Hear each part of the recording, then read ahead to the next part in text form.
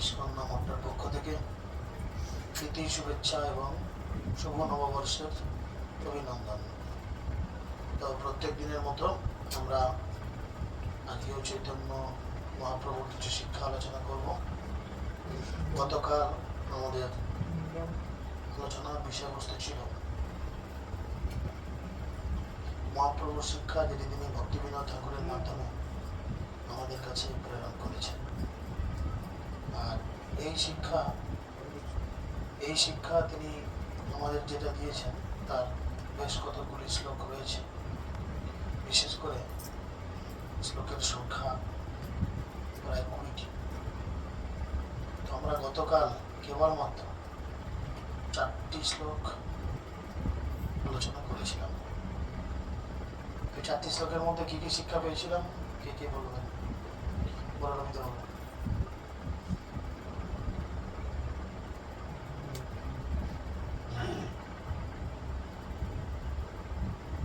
হরে কৃষ্ণ কৃষ্ণ কৃষ্ণ হরে হরে, হরে রাম রাম রাম হরে। পরবর্তীতে 5 নম্বর শ্লোক, সেখানে তিনি বলছেন বৃষভানু সুতম নিত বাম সুতম যমুনা তট নাগর নন্দ সুতম মুরলী কল গীত বিনোদ পরম ভজ গোদ্রুম কানন কুঞ্জ বিধম। অর্থাৎ বৃষভানু সুতম মিত বাম তনুম। বৃষভানু সুতকে শ্রীমতী রাধারানী। শ্রীমতী রাধারানী বাম তনু, যার বাম দিকে দাঁড়িয়ে রয়েছে। তনু মানে হচ্ছে চেহারা বা শরীর। তো বৃষভানু সুত শ্রীমতী রাধারানী, ছবির দিকে দেখাও, কার বাম দিকে দাঁড়িয়ে আছে? কার বাম দিকে দাঁড়িয়ে আছে? কৃষ্ণর বাম দিকে দাঁড়িয়ে আছে, তাই না? তো সেই জন্যই বলছে বৃষভানু সুতাম্বিত বাম তনু যমুনা তট নাগর নন্দ সুতম। যমুনার তীরে যিনি ছিলেন শ্রীমতী রাধারানীর নাগর। কৃষ্ণ ছিল শ্রীমতী রাধারানীর নাগর। মুরলী কল গীত বিনোদ পরম। তিনি কিভাবে নাগর করতেন? না, মুরলী মুখে দিয়ে। আমরা সকলে জানি কৃষ্ণের কটা মাসি?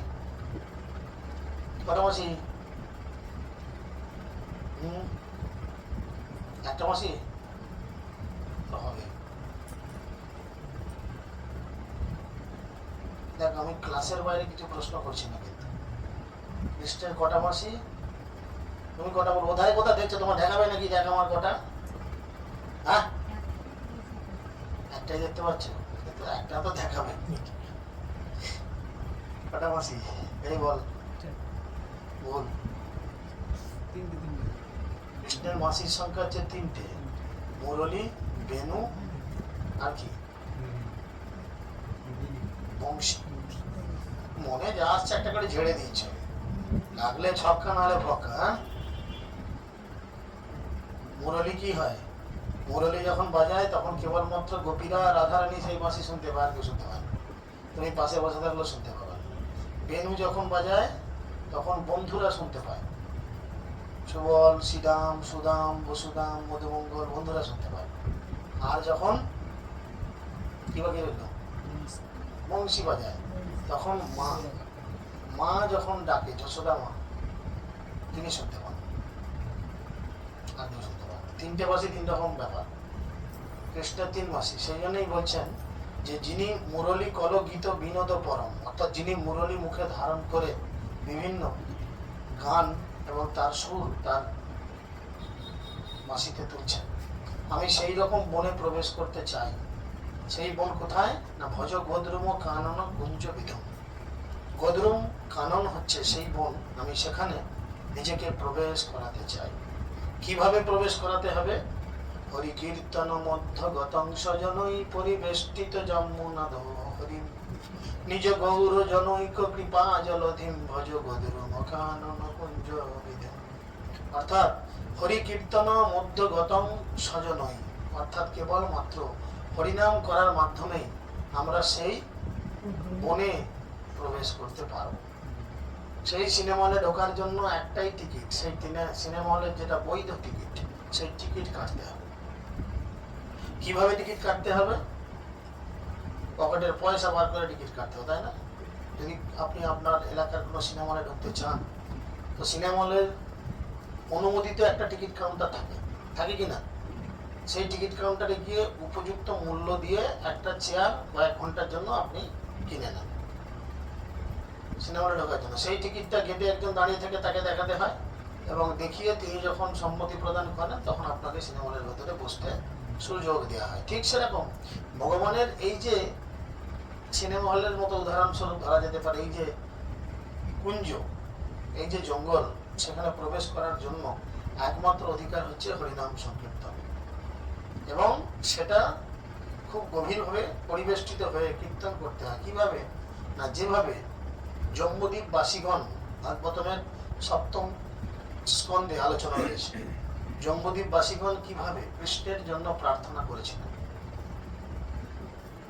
ঠিক সেইভাবে জম্বুদ্বীপ বাসীগণের মতো হরিনাম সংকীর্তন করতে হবে নিজ গৌর জনৈক কৃপা জলধিম। এবং এইভাবে নিজে যদি তুমি গৌরাঙ্গের চরণে আত্মসমর্পণ করতে পারো তাহলে কি হবে না, তাহলে তুমি কৃপারূপ জল, কৃপা জলধিম তুমি লাভ করবে, কৃপারূপ জল তোমার মাথায় সিঞ্চিত হবে। কিভাবে না, যদি তুমি গৌরাঙ্গ মহাপ্রভুকে সন্তুষ্টিকরণ করতে পারো। আর মহাপ্রভুকে কিভাবে সন্তুষ্টিকরণ করা যায়? মাসের শেষে একটু সিন্নি গুলে দিয়ে বাতাসা দিয়ে।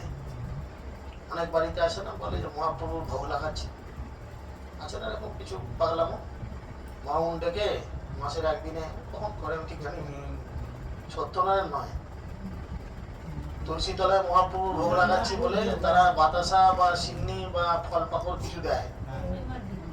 যাই হোক, তো পদ্ধতিতে এটা নয়, মন গড়া নিয়ম। আর মন গড়া নিয়মে ভগবানকে পাওয়া যায়, মন গড়া নিয়মে ভগবানকে পাওয়া যায় না। ভগবানকে পেতে গেলে শাস্ত্রসম্মত নিয়ম আছে, যে কোনো জিনিসের একটা সিস্টেম আছে। এই যে মেশিনটা এটা চালানোর জন্য একটা সিস্টেম আছে, আমি এটা খুলে দিয়ে উল্টো পাল্টা সুইচ টিপলে কি চলবে? এর একটা সুইচ আছে, তাকে টিপলেই চালু হবে। আবার একটা জায়গা আছে, সেখানে গিয়ে পৌঁছালে তবে এই সমস্ত বইগুলো বেরোবে। তোমাকে ধরিয়ে দিলে তুমি খুলতে পারবে? কেন পারবে না? আমাকে তো ধরিয়ে দিচ্ছ না, তোমার জানা নেই সিস্টেমটা। তুমি যেদিন জেনে যাবে তুমিও খুলতে পারবে, তাই নয় কি? ঠিক সেরকম এই জড়জগতের পরিচালন করার জন্য ভগবান শ্রীকৃষ্ণ গীতারূপ একটা ম্যানুয়াল বই দিয়েছে। এই টিভিটা যখন কেনা হয়েছিল মনে পড়ছে, তখন এই টিভির সঙ্গে একটা বই দিয়েছিল, দিয়েছিল না? সে বইটা কি বই? ম্যানুয়াল বই। কিভাবে টিভিটা চালাতে হবে, রিমোটের কোন সুইচটা টিপতে হবে, টিভিটার কত ভোল্টেজে দিতে হবে তবে চলবে। যদি সেই ম্যানুয়ালটা ফলো করে আমরা চালাই তাহলে টিভিটা ঠিকঠাক চলবে, ছবি আসবে, সাউন্ড আসবে, সব ঠিকঠাক চলবে। কিন্তু যদি খেয়াল খুশি মতো উল্টো পাল্টা সুইচ টিভি, চলতেও পারে, নাও পারে, তাই না? খারাপ হয়ে যেতে পারে। ঠিক সেরকম এই জড়জগৎ তৈরি করে ভগবান একটা ম্যানুয়াল বই দিয়েছেন, আর সেই ম্যানুয়াল বইটা হচ্ছে শ্রীমদ্ ভগবদ গীতা যথাযথ। সেই গীতাতে ভগবান বলে দিয়েছেন আমরা কিভাবে জীবনযাপন করব, আমরা কি খাবার দাবার খাবো, কিরম খাবার দাবার খাওয়া আমাদের উচিত, কি জিনিস থেকে আমাদের দূরে থাকা উচিত, কিরম আচরণ করা উচিত, সমস্ত কিছু তিনি গীতার মধ্যে বলেছেন। এখন চিন্তা করে দেখুন, এখানে যতজন বসে আছেন গীতার শাস্ত্র অনুযায়ী জীবনযাপন করেন কজন? দেশের আইন ভাঙলে কি হয়? দেশের আইন ভাঙলে পুলিশ তুলে নিয়ে গিয়ে শাস্তি দেয় না? দেশের আইন হচ্ছে তুমি ভালো নাগরিক হয়ে থাকো, আমি যদি চুরি জাগাতি করি পুলিশ আমাকে ধরবে কিনা? ধরে নিয়ে যাবে, ধরে নিয়ে সেখানে জামাই খাতি করবে, আচ্ছাটি করে ডান্ডা মেরে একদম গা গতর ব্যথা করে দেবে, কোর্টে গিয়ে বিচার হবে, জেলও হতে পারে, হতে পারে কিনা? দেশের আইন ভেঙেছি বলে এটা হচ্ছে। আর ভগবানের আইন ভাঙছি, আপনি কি মনে করছেন আপনি বেঁচে যাবেন? আপনি বেঁচে যাবেন? দেশের আইন ভাঙার জন্য, শাস্তি দেওয়ার জন্য যেমন পুলিশ আছে, ভগবানের আইন ভাঙার জন্য, শাস্তি দেওয়ার জন্য যমরাজ যমদূত আছে। যমরাজ যমদূত হচ্ছেন ভগবানের পুলিশ, প্রশাসনিক দপ্তর। তো তুমি ভুল করছো, তুমি আইন ভাঙছো, তাহলে তোমাকে ভাই খেতেই হবে। এখানে পুলিশ তোমাকে জীবনে হয়তো 10 বার তুলে নিয়ে গেল, তুমি পাট পাট করে মারধর খেলে, আর তখন জমা একবারে 10 বছরের শাস্তি নিয়ে তোমাকে সাহায্য করবে, একবারে দেওয়ার ছাড়ি করে। তাহলে আমাদের কিভাবে জীবনযাপন করা উচিত? সুন্দর করে বাউল কীর্তনে বলছেন কি, ধর্মপথে থাকি করো জীবনযাপন ভাই, হরিনাম করো সদা, হরি বিনা কে নাই, বন্ধু নাই, তাই না? ধর্মপথে থাকি করো জীবনযাপন ভাই, আমাদের জীবনযাপন করতে বলছে, কিন্তু কিভাবে? ধর্মপথে থেকে। আর সেই ধর্মের পথ ভগবান গীতায় বলেছেন। গীতায় বলেছেন আমাদের কিভাবে জীবনযাপন করা উচিত, কিভাবে থাকা উচিত। গীতা কি ভগবান একবার বলেছে বৈশাখ মাস পড়লেই নীলের ঘরে, লালের ঘরে, হলদের ঘরে, সবুজের ঘরে বাতি দিতে হবে? এগুলো হচ্ছে মন গড়া ধর্ম। পৃথিবীতে চলে আসছে, শাশুড়ি করেছে, তার শাশুড়ি করেছে, সবাই করেছে, আমাকে ধরে দিয়ে গেছে, আমিও যন্ত্রের মতো সেরকমই করবো। ভগবান গীতায় কি বলেছে? ভগবান গীতায় তো বলছেন সব ছেড়ে দাও, তোমার কিছু করতে হবে। ভগবান গীতায় 18 নম্বর অধ্যায় 64 নম্বর শ্লোকে বলছেন, 66 নম্বর শ্লোকে বলছেন, সর্বধর্মান পরিত্যাজ্য মাম একম শরণং ব্রজ অহং তাং সর্ব পাপেভ্যো মোক্ষয়িষ্যামি মা শুচি। সমস্ত কিছু ধর্ম পরিত্যাগ করো, তোমার কিচ্ছু করতে হবে। তুমি শুধু একটাই করো, তুমি আমার চরণে শরণ গ্রহণ করো। যদি তুমি এটা করতে পারো, আমি তাহলে তোমাকে সমস্ত পাপ থেকে মুক্তি দিয়ে আমার কাছে টেনে নেবো। এতে তুমি সংশয় করো, আমি গ্যারান্টি দিচ্ছি। ভগবান যেখানে গ্যারান্টি দিচ্ছে, আমাদের তাতেও মন বসছে না, তাতেও মন বসছে না। যারা সারা জীবন আমাকে ফাঁকি দিয়ে চললো, যারা সারা জীবন আমাকে ধাপ্পা দিয়ে চললো, আমাকে মানে মিথ্যাচার করে চললো আমার সঙ্গে, আমি তাদের বিশ্বাস করছি। কিন্তু ভগবান যিনি জন্ম থেকে মৃত্যু অবধি আমার জন্য কি না করেছেন, তার উপরে আমার এক ছিটে মোটা বিশ্বাস আছে। বিশ্বাস দেখুন, আমি আমার স্ত্রীকে বিশ্বাস করছি, সেই স্ত্রীও একদিন আমার সঙ্গে বিশ্বাসঘাতকতা করবে, করবে না? কিভাবে করবে? সে একদিন আমাকে ছেড়ে চলে যাবে, অন্য কোনো ছেলের হাত ধরে নয়, আমাকে ছেড়ে এই জগতের মায়া ত্যাগ করে চলে যাবে, যাবে না? তাহলে সে আমার সঙ্গে বিশ্বাসঘাতকতা করবে। সে তো কথা দিয়েছিল 7 জীবন তোমার সঙ্গে থাকবো, তাহলে এক জীবনই তো দিতে পারি গেল। ছেলেকে জন্ম দিলাম, একদিন সে ছেলেও বিশ্বাসঘাতকতা করবে। জীবনের শেষ সময় যখন জলটা খাওয়ার জন্য হাঁ করবো, হয়তো তাকে তখন নাও পেতে পারি। মাঝরাতে হয়তো মরছি, ছেলে দিব্যি এসি চালিয়ে দিয়ে তার বউকে নিয়ে শুয়ে ঘুমোচ্ছে আনন্দে, নিচে বাম মরে যাচ্ছে, জল দেবে জল দেবে জল দেবে, কে কোথায় জল, তাহলে ছেলে বিশ্বাসঘাতকতা করছে। তাহলে পার্থিব এই সমস্ত রিলেশন গুলো আমাদের সঙ্গে সারা জীবন বেইমানি করে আসছে, সারা জীবন আমাদের প্রতারণা করে আসছে, তবু আমরা তাদেরকে বিশ্বাস করছি। কিন্তু ভগবান যে আমার জন্ম থেকে মৃত্যু অবধি আমার সঙ্গে সব সময় রয়েছেন, তাকে বিশ্বাস করছি। এ কেমন বিচার?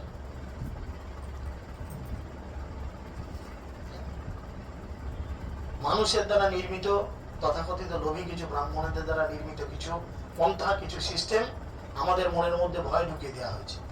বিপদ তারিণী পূজা করো, তাহলে দুনিয়ার বিপদ জুটবে। ভগবান নিজেই জগৎ তৈরি করে বলেছেন পদম পদম যত বিপদম। ভগবান বলেছে জড় জগতের পদে পদে বিপদ। তবু আমাদের ভগবানের কথা বিশ্বাস হচ্ছে না। একটা বিপদ তারিণী করে হাতে যদি একটা লাল টাকা দুবো গাছ দিয়ে বেঁধে নিই, আর সন্ধ্যে পর্যন্ত উপোস থেকে কুমড়োর তরকারি লুচি খেয়ে ফেলি, ব্যাস আমার সব বিপদ গেল দূরে। ভক্তিবিনোদ ঠাকুর বলছেন কি, যাবে সকল বিপদ দূরে যখন তুমি ওই নাম গাও। কি নাম? ভগবানের দিব্য নাম তুমি শুধু গাও, তোমার সমস্ত বিপদ দূরে চলে যাবে, কোনো বিপদ তোমার কাছে আসবে না। তাতেও আমাদের বিশ্বাস নেই, আমরা ভগবানকে বিশ্বাস করছি না বা করব। এইগুলো দিয়ে নিজেদের বিচার করতে, একজন ভালো ভক্ত হওয়ার জন্য এই গুণাবলীগুলো অবশ্যই প্রয়োজন। হৃদয়ের মধ্যে ভগবানকে ধারণ করতে হবে, হৃদয়ের মধ্যে ভগবানের সিদ্ধান্তগুলোকে গ্রহণ করতে হবে। তা না করে আমরা উল্টো পাল্টা লোকের ধারণা হৃদয়ে ধারণ করছি, আর করে নিজেদের এই দেবতাদেরও দুর্লভ মনুষ্য জীবনের অসৎ ব্যবহার করে জীবনটাকে শেষ করা হচ্ছে। জীবন হইল শেষ না ভজিলি ঋষিকেশ।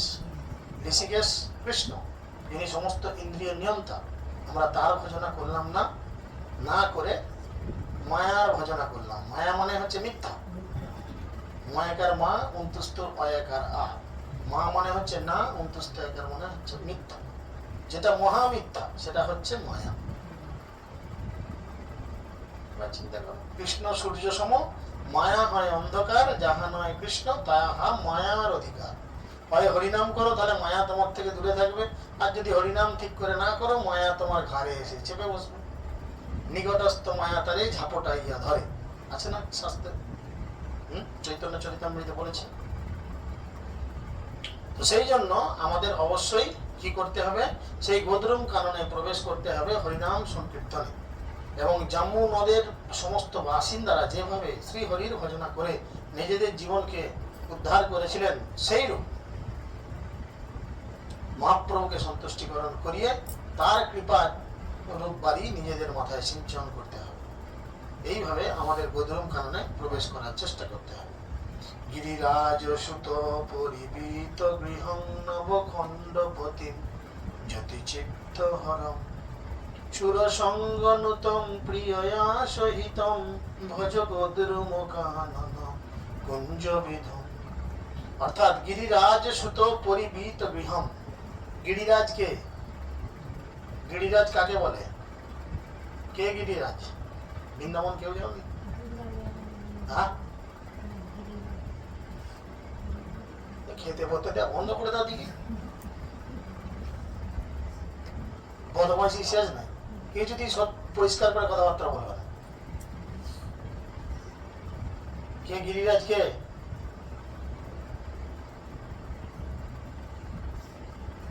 আর কথা বলবে না, সামলা। আর কি মেরে ধরে কথা বলতে পারবে না? একটা হাড় বেশি, এদের আবার ঘুম আলাদা। কিচ্ছু করার নেই। না, গিরিরাজ গোবর্ধন। আর এই গিরিরাজ এক রূপে ভগবান কৃষ্ণ। তিনি গিরিরাজ রূপে গোবর্ধনের অবস্থান করছেন এবং সমস্ত ব্রজবাসীদের সুরক্ষা প্রদান করার চেষ্টা করছেন। সেই জন্যই বলছেন গিরিরাজ সুত পরিবীত গৃহম। তোমার গৃহ কোথায় রাখার চিন্তা করতে হবে? সেই গিরিরাজের তটে। গিরিরাজের তটে বৃন্দাবনবাসী বা ব্রজবাসী হতে হবে। হরি হরি আর কবে কি হবো? ব্রজে বাস করিব, তাই না?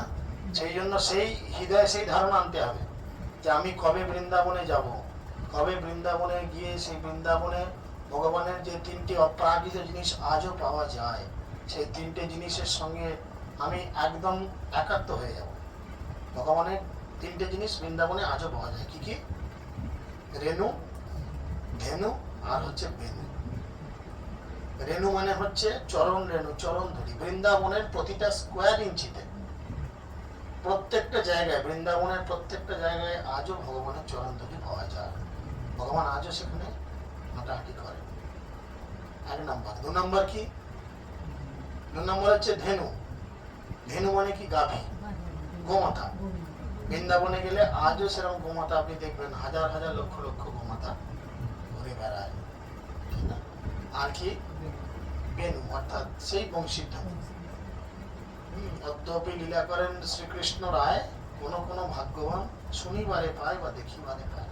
কৃষ্ণ আজও লীলা করেন বৃন্দাবনের নিধুবনে, যমুনার তটে, বিভিন্ন জায়গায় লীলাবিলাস করেন, বংশী বটে, বিভিন্ন জায়গায় লীলাবিলাস করেন প্রত্যেক দিন। কিন্তু কোন কোন ভাগ্যবান শুনতে পায়, যাদের সেরকম সৌভাগ্য নেই তারা শুনতে পায় না বা দেখতেও পায়। তারা দেখে এটা একটা পানা বন, পানাডব, একটা গাছ।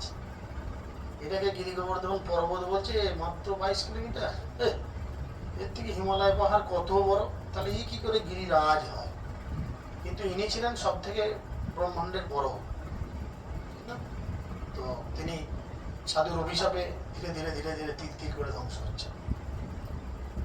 তো সেই জন্য সেই জায়গায় নিজেদের রাখতে হবে। এবং নবখণ্ড প্রতিম জাতি চিত্ত হরম। এবং কি করতে হবে?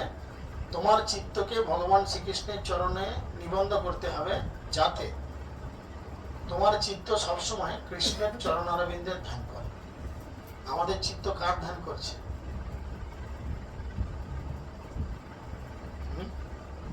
আমাদের চিত্ত কি সবসময় কৃষ্ণের ধ্যান করছে?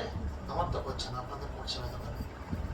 ওই মাতাজি করছে, উনি ভাবে চলে যাচ্ছেন চোখ বন্ধ করে মাঝে মধ্যে। উনি ভাবছেন এই কানা নদীর গায়ে কৃষ্ণ গরু চড়াচ্ছে, বসেদের জমিটার গায়ে, এই তো কামারদের জমির গায়ে গায়ে কৃষ্ণ ছুটছে ব্যাং হাতে নিয়ে, তাই না? ভাবছে না ওরকম? চোখ বন্ধ করে ভাবছে।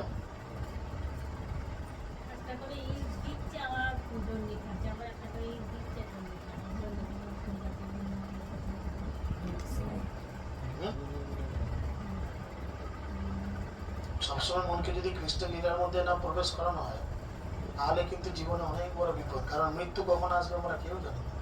আমাদের মন যদি সবসময় চিত্ত চাঞ্চল্য হেতু পড়ে থাকে বিভিন্ন জাগতিক বিষয়ের প্রতি, কোনো গ্যারান্টি নাই যে আমি মৃত্যুর পরে গোলক বৃন্দাবন যাব। কোনো গ্যারান্টি নেই। সবসময় সব জিনিসের মধ্যে ভগবানকে চিন্তা করতে হবে।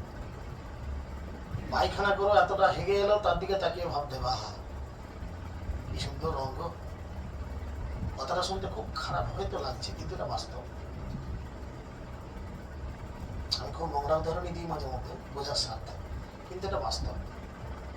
রাস্তা দিয়ে একটা সুন্দর ছেলে বা সুন্দর মেয়ে পেরিয়ে গেলে আমাদের মনে কি চিন্তা আসে?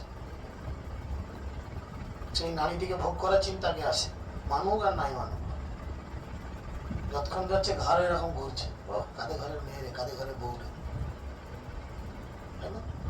সঙ্গে সঙ্গে মনের মধ্যে রিপারকেশন আসছে, আমি যদি এই মেয়েটিকে ভোগ করতে পারতাম, ও আমার জীবন ধন্য হয়ে যেত।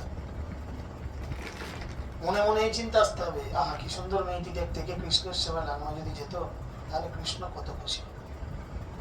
মানসিকতার এরকম পরিবর্তন কি করা যায় না? করা যায় না, যায় কি না? ভদ্রলোক তখনই হবে, শুধু কোট প্যান্টটাই পরে থাকলে ভদ্রলোক হওয়া যায় না। মানসিকতাটা ভদ্রলোকের মতো করতে হবে, সেই রূপ। কিন্তু আমাদের মানসিকতা জঘন্য থেকে জঘন্যতম, জঘন্যতর। তো সেই জন্য বলছে কি যে নবখণ্ডপতিম জ্যোতিচিত্ত হরম সুরসংঘ নূতম প্রিয় আসহিতম ভজ গোদ্রুম কানন কুঞ্জ বিধম। তোমার হৃদয়ের মধ্যে, তোমার মনের মধ্যে কি রূপ আচরণ থাকতে হবে? সবসময় তুমি সেই কৃষ্ণের বাঁশি যেন শুনছো, আর গোপীরা সেই বাঁশির তালে তালে সুন্দর করে নৃত্য করছেন, এটা যেন তোমার চোখের সামনে সব সময় ভাসে। তুমি রাস্তার সামনে আম গাছ, জাম গাছ, লেদ, কানা নদী, শ্মশান, কালী ঠাকুর সব দেখছো, কিন্তু তুমি সবের মধ্যেই শ্রীমতী রাধারানীর বা তার প্রিয় গোপীদের দর্শন করছো। লেদের হাতুড়ি ধরাম ধরাম করে ঠুকছে, তুমি তার মধ্যেও চিন্তা করছো এটা হাতুড়ির ঘা পড়ছে না, এটা হয়তো কৃষ্ণের চরণে নূপুর, কৃষ্ণ এক পা করে ফেলছে, তার একটু একটু করে আওয়াজ আসছে। মানসিকতা কি আসছে? দেখ তারা দিনের মধ্যে রেগে গেছে, গদাম গদাম করে হাতুড়ি পিঠছে, মনে খিদে পাচ্ছে, বসে ধরা পড়েছে, দেখবো এই চিন্তা আসছে মনে মনে। মানসিকতার পরিবর্তন যতদিন না হয় কিছু করার নেই। ওই জন্য বলছে কি কলি কুকুর মুদ গর ভাব ধারাম হরি নাম মহাঔষধ দান পরম পতিতার্থ দয়ার্থ সমূর্তি ধরম ভজ গোদ্রুম কানন কুঞ্জ বিধম।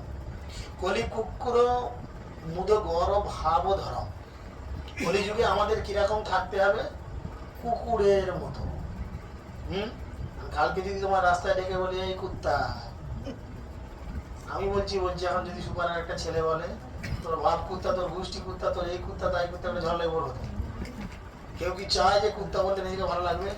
যদি বলে বাঘ বাচ্চা, বুকটা এরকম ফুলে যাবে। বাঘ বাচ্চা, সিংহে বললে তো আরো ফুলে যাবে এরকম করে। আর যদি বলে কুত্তার বাচ্চা, কুকুর বললি, চিন্তা করে দেখুন, তিনটেই কিন্তু পশুরই নাম, তিনটেই তো পশু। তিনটের কি কোনটা মানুষ? মানুষ তো নয়। এখানে তিনি বলছেন কি কলি কুকুর মুদ গর ভাব ধারাম। কলিযুগে আমাদের মনের ভাব মানসিকতা এই রূপ নিয়ে থাকতে হবে যদি ভালো ভক্ত হতে চাও। কুকুরের মতো। কুকুর কি করে? মনিব খেতে দিক না দিক, মনিব মারুক ধরুক দাঁড়িয়ে দিক, কিন্তু সে মনিবের প্রতি তার দায়ভার দায়িত্ববোধ কমে না। কুকুরের কমে? এত মারছো ধরছো, ঘর থেকে বেরোবার সময় কুকুরটাকে মেরে ফাটিয়ে দিল, আবার যখন দুপুরবেলা বা সন্ধ্যেবেলা তুমি এলে, সে তোমার বইয়ের থেকে লক্ষ্য করে দেখবে কুকুরটার আনন্দ বেশি, হয় না? কিউ কিউ কিউ কিউ করে লাফিয়ে একদম দু হাতে তোমার বুকে পা দিয়ে গা পা মুখ শুকে একাকার করে ফেলে। ঘরের বউটা কোনোদিন রাস্তার সামনে এলে জড়িয়ে ধরে তোমাকে ইয়ে করেছে কোনোদিন? ঝগড়া করে যাও, সন্ধ্যাবেলা বলবেন খেতে দিতে পারবো না, হোটেল থেকে খাবার না খাবো, তোমার বাবার চাকর নাকি? কিন্তু কুকুরটাকে সকালবেলা মেরে যাও, মেরে কোমরটা ভেঙে দিয়ে যাও, শুধু একবার কাছে গিয়ে দাঁড়ানো, ডাকতেও হবে না। কিরে রকি, কিরে জিমি, কিরে টিমি, হেন তেন ডাকতেও হবে না, সে ঠিক ল্যাজটা নেমে এসে উপস্থিত হবে। তো কলিযুগে আমাদের থাকতে হবে সে কুকুরের ভাব ধারা নিয়ে। ওই জন্য ভক্তিবিনোদ ঠাকুর বলেছেন, সর্বস্ব তোমার দ্বারে সপিয়া পড়েছি তোমারও দ্বারে, সর্বস্ব তোমার চরণে সপিয়া পড়েছি তোমারও দ্বারে, তুমি তো ঠাকুর তোমার কুকুর জানিয়া বলি মরি। হে প্রভু, আমার জীবনের যা কিছু ছিল আমি তোমার কাছে অর্পণ করে দিয়েছি, এখন তুমি আমাকে খকর কর কাশছিস গিয়ে জলখানা। তো তুমি তো ঠাকুর তোমার কুকুর, আমি হচ্ছি তোমার কুকুর, তুমি হচ্ছে আমার ঠাকুর। তুমি আমাকে সেইভাবে গ্রহণ করো যেমন একজন কুকুরকে গ্রহণ করো। কিরম মানসিকতা চিন্তা করো। সচ্চিদানন্দ ভক্তিবিনোদ ঠাকুর, যিনি তৎকালীন ছিলেন একজন এসডিও, বড় পদের সরকারি কর্মী ইংরেজদের আমলে। ইংরেজরা এমনি বাংলাদেশ সহ্য করতে পারতো না, কিন্তু তিনি বাঙালি হয়েও বড় পদাধিকারী কর্তা ছিলেন। তিনি তার মানসিকতা, তিনি বলছেন আমাকে কুকুরের মতো রাখো, আমাকে কুকুরের মতো রাখো। আর কি করতে হবে? হরিনাম মহাঔষধ দান পরম। হরিনাম এটা হচ্ছে মহা ঔষধ। কিসের ওষুধ? এই বিকাশের বউ বলো তো কিসের ওষুধ? এসছি তোর বাপের ভালো, আবার কিসের ওষুধ?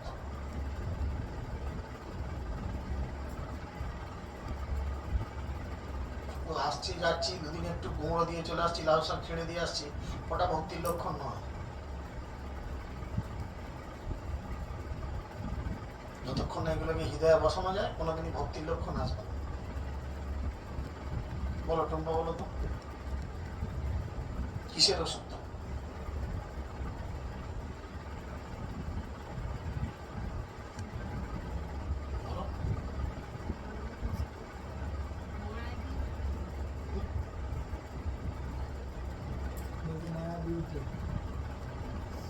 বলতে দে, টুম্পা লাগতে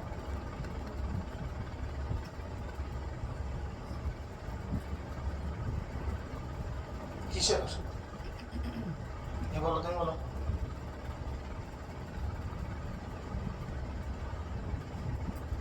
মাথা যন্ত্রণা, পাতলা পায়খানা, পেটে লাগার, আমাশার, অম্বলের, কিসের ওষুধ?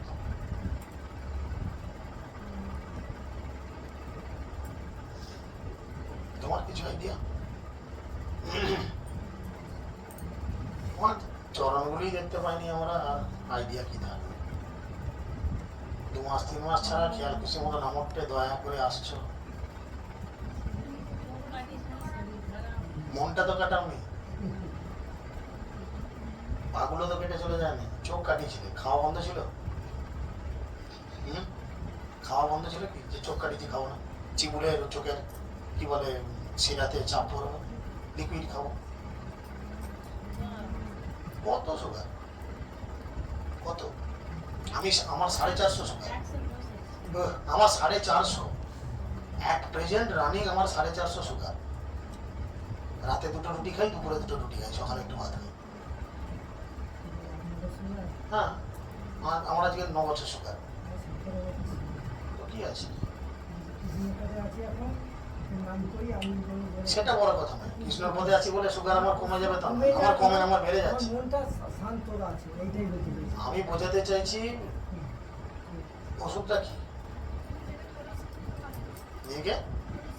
সেটা তো তার গুণ। আমি যে জানতে চাইছি যে জ্বর হলে কি খাবো, তুমি বললে প্যারাসিটামল, এটা উত্তরটা সঠিক হলো। আমি এখন যদি বলি প্যারাসিটামল কি কাজে লাগে, এটা খেলে ঘাম দেয়, এটা খেলে শরীরটা থরথর করে কাঁপে, আমি তো এগুলো জানতে চাইছি। প্যারাসিটামল কি কাজে খাবো না জ্বর যন্ত্রণা হলে খাবো, তাই তো? সেটা আমি জানতে চাইছি হরিনামটা কিসের ওষুধ। নিজেকে কলুষমুক্ত করা, কলিযুগের যুগ ধর্ম জানি, এগুলো জানি, আমি এগুলো জানতে চাইছি। আমি জানতে চাইছি এটা কিসের ওষুধ, তবে তো খেতে পারবো, নাহলে শুধু শুধু খাবো না। রবিবাবু আরো ওদের থেকে লাভ চাই।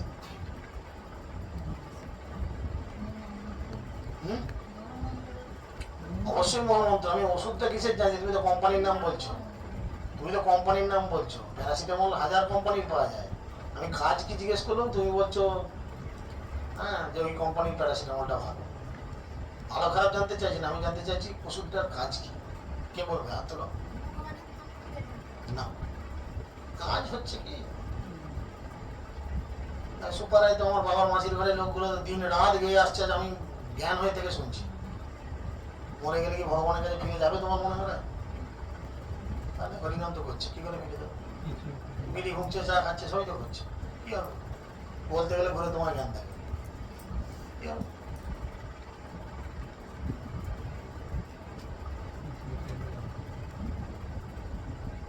বলছো ওষুধ খেলে জ্বর, কাঁপুনি দিয়ে জ্বর ছাড়বে তুমি বলছো, কিন্তু কিসের ওষুধ সেটা বলছো? ওষুধটা খেলে কাঁপিয়ে কেমন একটা হয়, গাটা ঠান্ডা হয়ে যায়, তুমি সেটা বলছো, কিন্তু কি কারণে ওষুধটা খাবো সেটা বলছো। এটা জ্বর হলে খেতে হবে সেটা বলছো। আমি সেরকম বলছি হরিনাম কোন রোগের ওষুধ। কত সুন্দর কীর্তনে বলছেন, এনেছি ঔষধি মায়া নাসি বারো লাগি, হরিনাম মহামন্ত্র লও তুমি মাগি। এটা জানো না তোমরা কেউ? ভুলে গেলে তো কিছু করার নেই। মরার সময় ওই কালকে বলছিলাম একটা কাঁকড়া বিছে কামড়ালে কত যন্ত্রণা, মরার সময় 20,000 কাঁকড়া বিছে কামড়াবে, তখন যদি ভুলে যাওয়া একবার ভগবানকে, ব্যাস কিচ্ছু করার নেই, কিচ্ছু করার নেই। একদম লাইন দিয়ে দাঁড়াতে হবে, দেখতে হবে কে রে ঘরে ছেলে, জমে ধরে লাইন দিতে হবে, ভেতরে শুনবে আর্তনা, আর ভাববে কি ভুল করলো। সারাটা জীবন মনুষ্য জীবন পেলাম, ভক্তরা কতভাবে আমাদের কাছে এসে বোঝানোর চেষ্টা করলো, আর আমি এই জীবটাকে শান্ত করার জন্য সারা জীবন কত অখাদ্য কুখাদ্য খেলাম, জীব শান্ত হলো না, আমিও শান্ত হলাম না। এই জীবের কারণে এসে জুটলাম কোথায়? নরকের দুয়ারে। ভেতরে শুনছি ওরে বাবরে মরে গেলাম, ফাটিয়ে দিল ফুটিয়ে দিল, আর্তনাদ চিৎকার কান্না, থত থত করে কাঁপছে। অনেক সময় আমাদের ছেলেবেলায় হয়েছে না, মাস্টারমশাই দেখেছে শাস্তি দেবে, আয় তোরা 5 জন চামড়া তুলে দেবো। সবার জীবনে এরকম কম বেশি অভিজ্ঞতা আছে। ভেতরে দুজনকে ঢুকিয়ে দমকা ঠেকাচ্ছে, ছেলেগুলো ওরে হরে হরে বলে করছে, বাইরে তখন আমাদের কি হয়, বুকটা খপাস খপাস করে, এই এবার বোধহয় আমার পালা, স্যার একটু বাথরুম যাবো, কেউ হয়তো ভয় করিয়ে ফেললো ম্যানকে, হয় না? এই ঠিক তদ্রূপ এই অবস্থা হবে আমাদের যদি আমরা কৃষ্ণ নাম না করি, হরিনাম না করি। এখন ব্যাল ব্যাল করে গরু গাধা ছাগলের মতো তাকিয়ে সাকিয়ে শুনছি, তো তখন বললাম তাকিয়ে তাকিয়ে ভেতরে দেখতে হবে কি হচ্ছে রে ভেতরে। বাবরে কেন মারছে বল না, শুধু ঘরে কিনে করে না বলে শুধু এইটার জন্য মারছে। ইস আমি তো জানতো না এটা, আমি তো করিনি ঠিক করে। ইস এখন বলেছিল, এখন আর করলে হবে না, এখন তার করার মতো সুযোগ নেই বাবা। সুযোগ তোমাকে দিয়েছি 50 বছর 60 বছর 70 বছর 80 বছর 100 বছর যতদিন বেঁচে ছিলে সুযোগ তোমাকে দিয়েছি, তুমি করোনি, এখন আর সুযোগ চাইলে হবে? পরীক্ষার খাতা লেখা হয়ে গেছে, এবার ঘরে স্কুল থেকে ফিরে এসে তোমার মনে পড়েছে, ইরে এটা তো ভুল লিখেছি, এটা ওইটা হতো, তখন আর চাইলে তুমি লিখতে পারবে? কত পাবে পরীক্ষায়? শূন্যই তো পাবে। বেশ কিছু করার নেই, কিছু করার নেই। তাই হরে কৃষ্ণ মহামন্ত্র হচ্ছে হরিনাম মহা ঔষধ দান পরম। সেই হরে কৃষ্ণ মহামন্ত্র নামক ঔষধ সবাইকে খেতে হবে। কিভাবে হরিনাম খেতে হবে? কিভাবে খেতে হবে? কিটা কিসের মতো? ঔষধের মতো? আর সেটা কিভাবে, কি চিন্তা করে? কালমেঘ খাচ্ছি, পলতা পাতা খাচ্ছি, মেদার পাতা খাচ্ছি, কিভাবে? ভজন কীর্তন করে বললাম, সেটা কিভাবে? ভজন কীর্তন তো সবাই করছে, করছে নাকি? অনেকেই তো করছে। কিভাবে? অপরাধ শূন্য হয়ে লহ কৃষ্ণ নাম, কৃষ্ণ মাতা কৃষ্ণ পিতা কৃষ্ণ ধনপ্রাণ। অপরাধ শূন্য হয়ে কৃষ্ণ নাম গ্রহণ করতে হবে, তবে কৃষ্ণ নামের ফল আমরা লাভ করতে পারবো। আর অপরাধ যুক্ত হয়ে যদি কৃষ্ণ নাম করি আমরা ফল লাভ করতে পারবো, কিছু করার নেই। সারা জীবন করে দাঁত ভেঙে ফেললো, কিচ্ছু করার নেই, কেননা তুমি অপরাধ যুক্ত হয়ে কৃষ্ণ নাম শ্রবণ করছো। ভগবানের কাছে কোনো ইনোসেন্ট বলে বিষয় নেই। আহা ছোট ছেলে, আহা চোখে দেখতে পায়নি, কুমড়া কানা, বয়স্ক বুড়ো মানুষ, ভগবানের কাছে আইনটা 8 বছর হয়েছে 80 বছরও তাই, সবার জন্য সমান। ওখানে কোনো ইনোসেন্টের ব্যাপার নেই যে রবি বুড়ো হয়ে গেছে 70-75 ঠেকিয়ে দিল, আহা ওর জন্য একটু লুজ করো না, তেলটা একটু কম ঠান্ডা করে মাথায় দাও না।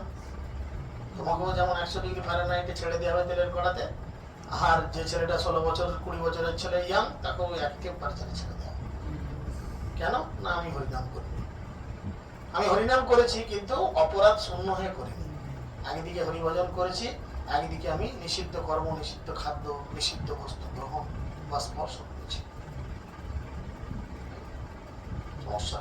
সেই জন্যই বলছেন কি এইভাবে আমাদের হরিনাম সবার মধ্যে গ্রহণ করতে হবে। পতিতার্থ দয়ার্থ সমূর্তি ধরম, এবং কেবলমাত্র নিজে হরিনাম গ্রহণ করলে হবে না, অপরকে হরিনাম গ্রহণ করাতে হবে। আমি জানলাম শিখলাম চুপ করে বসে রইলাম তা নয়, আমাকে লোকের কাছে প্রচার করতে হবে, এবং এই প্রচার এবং প্রসারের মাধ্যমেই আমরা এই হরিনামের ফল লাভ করতে পারবো। সেইভাবে আমাদের গোদ্রুম কাননে প্রবেশ করতে হবে।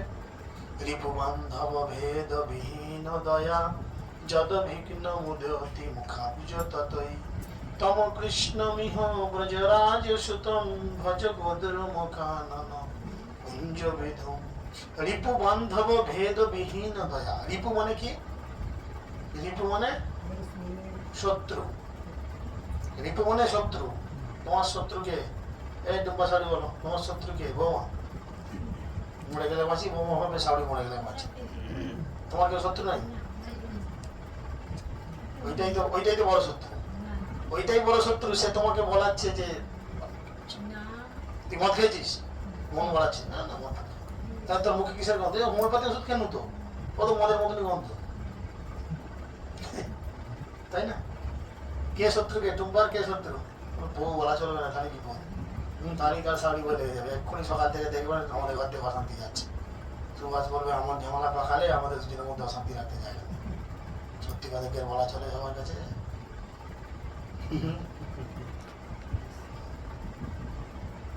কে শত্রু? কে কিরকম? বুঝাও বুঝাও। তোমাকে তো বলতে পারে কেউ? শাশুড়ির মতো ক্যামেরার মতো উত্তর দিলে তো হবে না। আমার কে সত্য নেই, কে বলে সত্য নেই? এক্ষুনি কতগুলো শত্রু বার করে দেবো। ও নিজে হাঁ করে বসে বসে দেখবে। শত্রু আমার নয়, সবার শত্রু আছে। ওটা শত্রু কে? কে কে? রতন, রতনের মা, রতনের ভাই, রতনের বউ, বৌমা, পাড়া প্রতিবেশী, তাই না? তার মোটামুটি কতগুলো শত্রু হবে? আমি কিশোর নাম করছি, ওইদিকে দেখো কিশোর নাম করে কোথায় বলে শত্রু কোথায়? শত্রু কোথায় যে করছে শত্রু কেন? শত্রু ভাবছো কেন? তারা ভাবতে পারে, তুমি ভাবছো? আমি ভাববো না। তারা সত্যি এটা ভাবছো বলেই তো বলছো। না না, আমি বলছি যে আমরা তো আমি না না, সাকে ভাববে কেন? মহাপ্রভু যখন জন্ম নিয়েছিল, কথা নয়, মহাপ্রভু যখন জন্ম নিয়েছিল তখন মুসলিমরা পর্যন্ত যারা স্নান করতে যাচ্ছিল, গঙ্গা স্নান ওই গ্রহণ চলছিল বলে তাদের দিকে হরে কৃষ্ণ শত্রুর মতো আচরণ করেছে। কিন্তু মহাপ্রভু তো মুখের ভেঙচিয়ে তো তাদের মুখ দিয়ে হরিনাম করালো। কারণ তোমাকে আমাকে দেখে কেউ যদি একটু ভেঙচি কেটে হরে কৃষ্ণ হরিনাম করতে যাচ্ছে এই কথা বলে, তাদের মুখ দিয়ে হরে কৃষ্ণের কথা তো বেরোচ্ছে, তো সেটা তো ভালো। শত্রু কেন হবে? কিন্তু শত্রু তো আছে। কে শত্রু?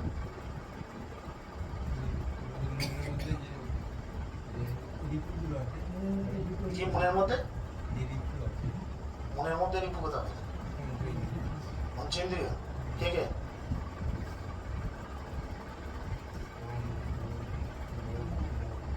এগুলো ইন্দ্রিয় কোথায়? কথাতে বলে ষড় রিপু। 6 জন শত্রু সবসময় আমাদের মধ্যে রয়েছে। শত্রু অনেক সময় যে তোমার বিরুদ্ধেই কথা বলবে তা নয়। শত্রু অনেক সময় তোমাকে তেল মেরেও চলে। যে শত্রু দেখো মদ খাওয়ায়, সে কি ভালো বন্ধু না শত্রু? তোমাকে বলবে খাদি কি এক গ্লাস, কি আছে এই যে গরম সহ্য করতে পারবি, এক গ্লাস খেয়ে না, দেখবি কোনো চাপ নাই, দিব্যি থাকবে। তোমার কি মনে হচ্ছে সে তোমার বন্ধু না শত্রু? কিন্তু তোমার সঙ্গে কত মিষ্টি ব্যবহার করলো না? খেতে পয়সা নাই, ঠিক আছে আমি পয়সা দিচ্ছি। আরে আছি তো তোর দাদা, আছে তো তোর পাশে, তুই ঝাড়াচ্ছিস আছে না? বিড়ি নাই তো পায়খানা গন্ডগোল হবে, ঠিক আছে আমার নিয়ে যা, চেয়ে নিবি রাস্তাটা দুটো। মনে না কত বন্ধু, আহা এমন বন্ধু আমার কোথায় ছিল রে? আছে না এরকম? কিন্তু এরা হচ্ছে শত্রু। 6টি শত্রু কি কি? কাম, ক্রোধ, লোভ, মদ, মোহ, মৎসর্য। এই 6টি শত্রু আমাদের মধ্যে থাকে। তারা কখনো কখনো আমাদের সঙ্গে বিরূপ আচরণ করে, কখনো কখনো বন্ধুপূর্ণ আচরণ করে তোমাকে বিপদে ফেলে।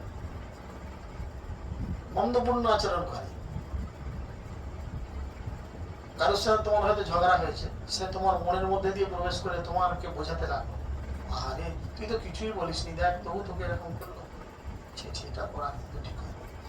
মনে মনে আমি তত ফুসছি, ঠিকই তো বলেছি, ঠিকই বলছি, ঠিকই হয়েছে। মামা কিরম বললো, ব্যাস দরাম করে গিয়ে ফের লেগে গেল। আচ্ছা না, পালাতে পালাতে যখন ঝগড়া হয়, কি কারণে হয়? কি কারণে হয়? ইন্দ্রিয়গুলো অপূর্ণ। ইন্দ্রিয়গুলোকে আমরা পূর্ণ করার চেষ্টা করি, যেগুলো কোনোদিন পূর্ণ হবে না। কোনোদিন পূর্ণ হবে না। এই কাম, ক্রোধ, লোভ, মদ, মোহ, মাৎসর্য, এই 6টি শত্রু, এই 6টি শত্রুকে আমাদের কি করতে হবে? এদের দমন করতে হবে। কিভাবে? মেরে ধরে, কাম ধরে। কাম মানে কি? কাম কাকে বলে? কাম কাকে বলে? সেটা বাকি বাসনা বলতে সেই মিষ্টি দোকানে, ইয়ের দোকানে পাওয়া যায়, চিনি দেওয়া বলে পাউডার মতো দেখতে। কে তাকে দেখাও, আমি তো দেখতে চাই।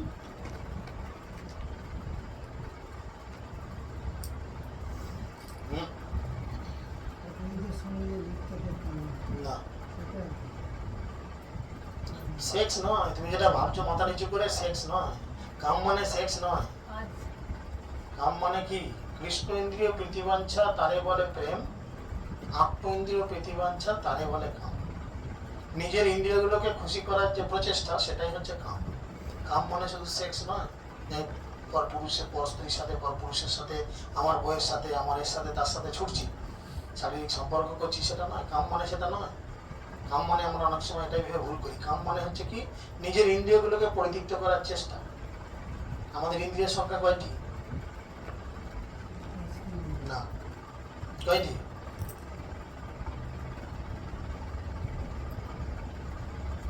সাধারণ বিষয়ে তোমরা উত্তর দাও না, কি তোমাদের কাছে আলোচনা করবো? এই বলো।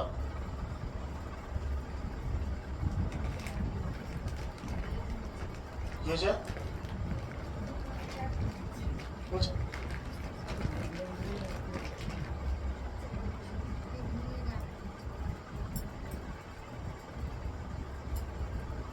ইন্দ্রিয়ের সংখ্যা কয়টি আমাদের? ইন্দ্রিয়ের সংখ্যা হচ্ছে 11টা। পঞ্চ কর্মেন্দ্রিয়, পঞ্চ জ্ঞানেন্দ্রিয়, মন। চক্ষু, কর্ণ, নাসিকা, জিহ্বা, ত্বক, আর হচ্ছে কি?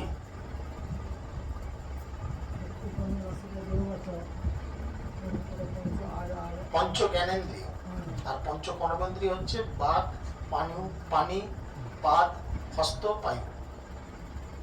এটা হচ্ছে পঞ্চ কর্মেন্দ্রিয়। ওইটা জ্ঞানেন্দ্রিয়, এটা কর্মেন্দ্রিয়। আর মন, এটা হচ্ছে 11টা। মোট 11টা হচ্ছে ইন্দ্রিয়। এই 11টা ইন্দ্রিয়ের মধ্যে মুখ্য হচ্ছে 5টা জ্ঞানেন্দ্রিয়, চক্ষু, কর্ণ, নাসিকা, জিহ্বা, ত্বক। এখন বিষয় হচ্ছে কি, যে এই বন্ধুগুলো যে রয়েছে, এই শত্রুগুলো যে আমাদের সবার মধ্যে ঢুকে রয়েছে। কাম আছে, ক্রোধ মানে রাগ, সবাই জানে। লোভ মানে বুঝতেই পারছো, বলার কিছু নেই। মোহ মানে একটা মায়া মোহে পড়ে থাকছে। আহা, আমার ছেলে মরে গেল, আমি আর হরিনাম করে কি করবো? দেখা গেল ওই ছেলেটাই মুরগি হয়ে জন্মেছে, বলে ও না ইয়ে কি বলে কাচারিতে, আর কপাল করে ছেলেটাকে আমি একদিন কিনে নিয়ে এসে পিস পিস করে খাচ্ছি। 2 বছর পর হয়তো জন্মেছে, আমিও গেছি 2 বছর পর, ছেলের মায়ের কমে গেছে, ও মাংস খাবো। ছেলে গিয়ে দেখলো, বা এটা বেশ নাদুর নাদুর মুরগিটা আছে, তো কোমল কেটে দাও, ছালটা ভালো করে ছাড়িয়ে দিয়ে দিবি, একদম ছোটো ছোটো পিস করে দিবি, হাড্ডিগুলো যেন ছোটো ছোটো থাকে, দাঁতে যেন না লাগে। বুঝলাম না, ওটা আমারই ছেলে মুরগি হয়ে জন্মেছে। ওই ছেলের জন্য আমি কত কি শোক করেছি, কত কি কষ্ট করেছি, আবার ভাবে চলে গেছে। কৃষ্ণ ঘুরে বেড়াচ্ছে কানা নদীর তীরে।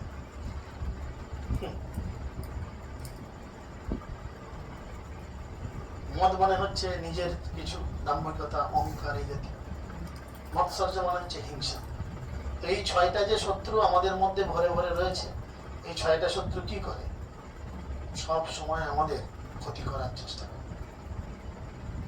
তাই 6টা শত্রুর মধ্যে সাধুগুরু বৈষ্ণব বলছে 5টা শত্রুকে তুমি জোর করে কৃষ্ণ ভক্তিতে লাগাতে পারবে, কিন্তু একটাকে কৃষ্ণ ভক্তিতে লাগানো যাবে না। সেটা হচ্ছে হিংসা, মাৎসর্য, হিংসা। অপরের দিকে গা জ্বালা, অপর কারোর ভালো দেখে নিজের খুব জ্বালা ধরা, বা কারোর জ্বালা ধরানোর জন্য কানে কানে ফুস মন্ত্র দেয়া, এগুলো কৃষ্ণ ভক্তিতে লাগে না, বরঞ্চ নিজের আরো ক্ষতি করে। ওই জন্যই বলছে কাম কৃষ্ণ কর্মার্পণে। কাম মানে নিজের ইন্দ্রিয়গুলোকে খুশি করার চিন্তা। একটা সুন্দর কুমড়ো গাছ লাগিয়েছে, ভালো কুমড়ো একটা ধরেছে, একটু মানসিকতার পরিবর্তন করে, এই কুমড়োটা আমি কুমড়োর তরকারি বা বেগনে কুমড়ি করে খাবো এই চিন্তা না করে এই কুমড়োটা ওই বেগনে কুমড়ি বা কুমড়োর তরকারি করে ভগবানকে খাওয়াবো, ভগবানের সেবা। শুধু এইটা চিন্তা করে ফেললেই এই কামটা কৃষ্ণের কাছে চলে যায়। আমি রাস্তায় একটা সুন্দরী মেয়েকে দেখলাম, তাকে আমি ভোগ করবো এই চিন্তা করলাম না। আমি ভাবলাম এটা ভগবান ভোগ করে বেশি আনন্দ পাবে আমার থেকে। আমি তো 2 মিনিট ভোগ করে আনন্দ শেষ হবো, কিন্তু ভগবান এই মেয়েটিকে পেলে সারা জীবন আনন্দ ভোগ করে মেয়েটিকে খুশি রাখবে। ভগবান তো শারীরিক সম্পর্কের সঙ্গে আনন্দে লিপ্ত হন।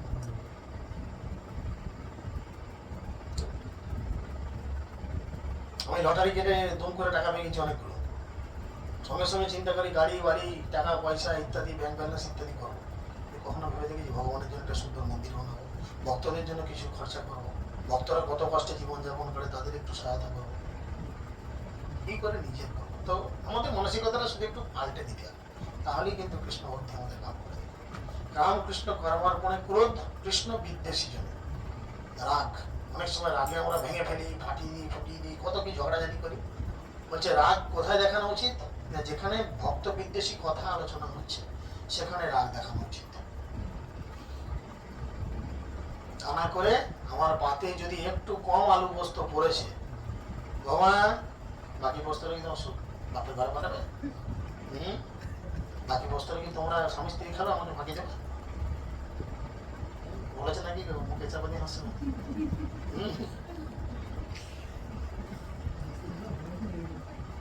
মানে হয় না এগুলো? কি হচ্ছে কিনা? তো মানসিকতাটা একটু চেঞ্জ করে নিয়ে নিতে হয়। এই ক্রোধটা এখানে না দেখিয়ে, ঠিক আছে ভগবান আমার জন্য আজকে এইটুকু আলু বস্তুই রেখেছে, কপালে আমি এটা দিয়ে খেয়ে নি যেটুকু পারি। ভগবান আমার জন্য যতটুকু বিচার করেছে ততটুকুই চিন্তা করি।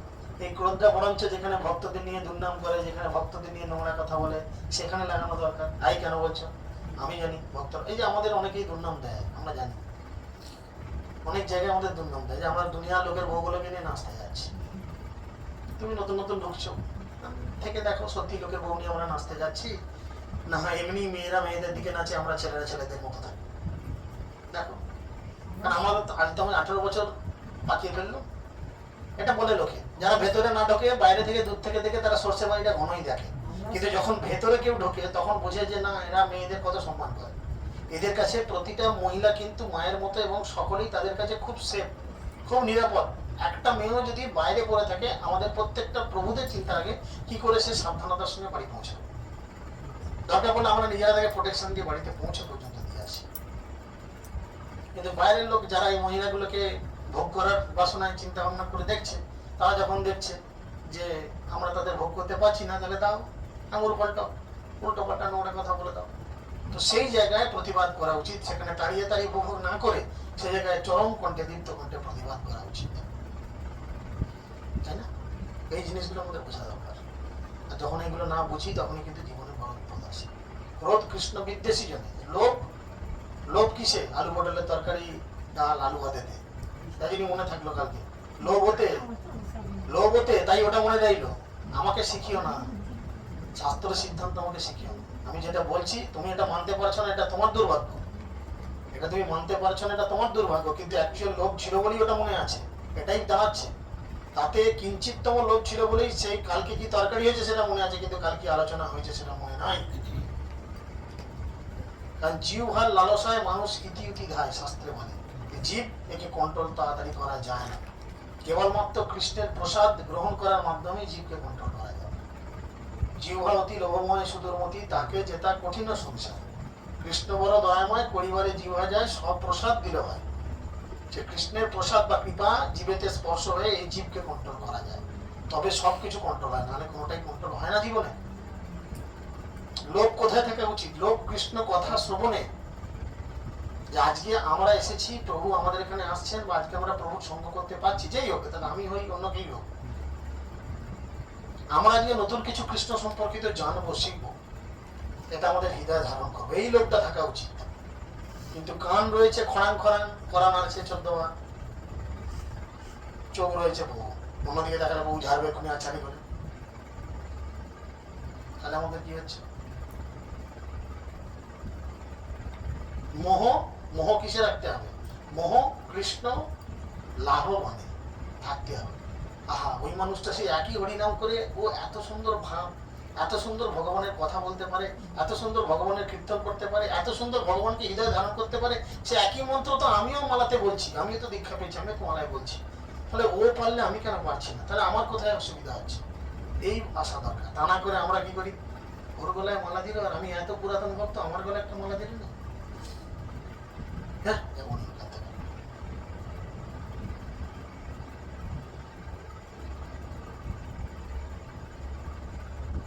মাৎসর্য ওকে কোনোভাবেই তো টেনে আনা যায় না। হিংসা কৃষ্ণ ভক্তিতে লাগে না, বাকি জিনিসগুলো কৃষ্ণ ভক্তিতে লাগানো যায়। তাই আমাদের এইভাবে রিপু বান্ধব ভেদ বিহীন দয়া যদ ভিঘ্ন মুদেয়তি মুখাব্জততই। তার মধ্যে সব থেকে ডেঞ্জারাস হচ্ছে মুখ। মুখ দিয়ে আমরা কি করি, কি করি বলো, হ্যাঁ খাও, আর কি করো? তোমাকে জিজ্ঞেস করেছি, তাহলে তুমি মুখ লাগছো। বড় কথা হচ্ছে মুখ দিয়ে আমরা হরে কৃষ্ণ মহামন্ত্র কীর্তন করতে পারি, মুখ দিয়ে আমরা কথা বলি। কি কথা বলা উচিত? মুখ দিয়ে কি কথা বলা উচিত? কৃষ্ণ কথা বলে। যখন চিন্তা, রাত্রিরে যখন সবাই বিছানায় মাথা দিয়ে শোবো, চিন্তা করবো সারাদিন আমি কতগুলো কৃষ্ণ কথা বললাম, কতটা ভগবানের জন্য সময় কাটালাম, আর কতটা আমি উল্টো পাল্টা বাজে কথা, গ্রাম্য কথা বললাম। কালকে শুনলাম না মহাপ্রভু বলছেন, তাজ গ্রাম্য কথম সকলম বিফলম ভজ গৌতম কানন কুঞ্জবিদম। গ্রাম্য কথা পরিত্যাগ করতে বলেছে।